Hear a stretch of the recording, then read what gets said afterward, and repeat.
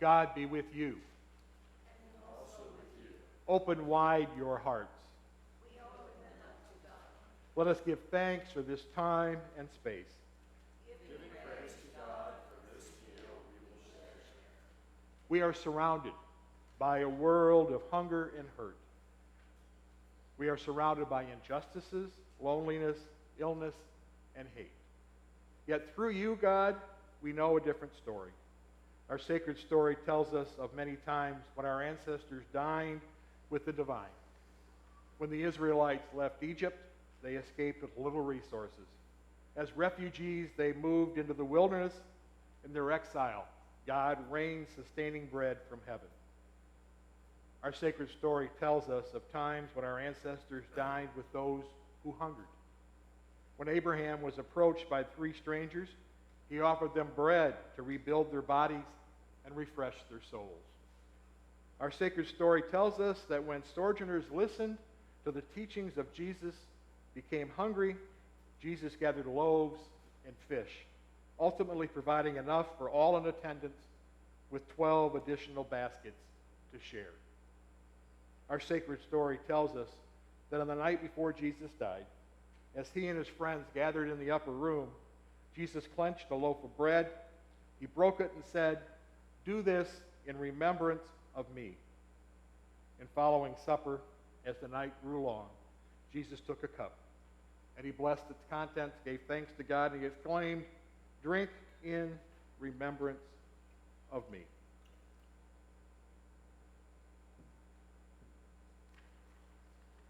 And our sacred story tells us that 2 disciples were on their way to Emmaus and came upon a stranger on the journey.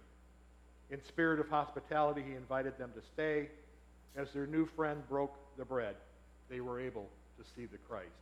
Our table extends beyond this time and place and space to food pantries, to community meals, to dinners shared with homebound friends, and to coffee shared with friends who grieve. When 2 or 3 are gathered, Christ is present. As scriptures detail in showing hospitality to strangers, we entertain the angels in our midst.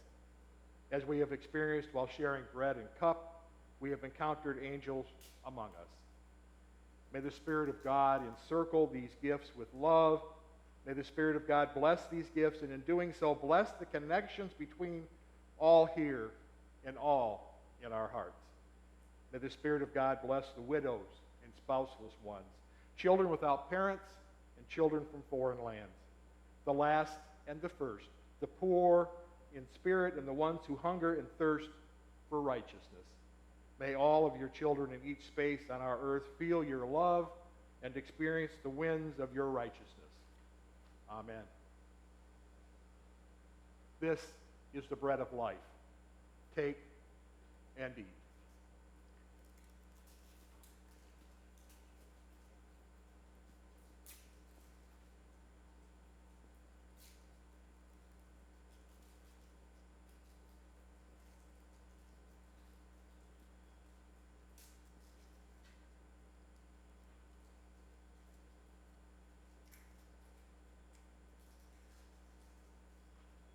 This is the cup of the new covenant, poured out for forgiveness of sins.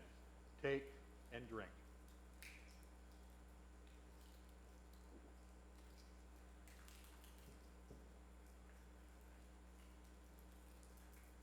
Please join me now in our unison prayer of thanksgiving.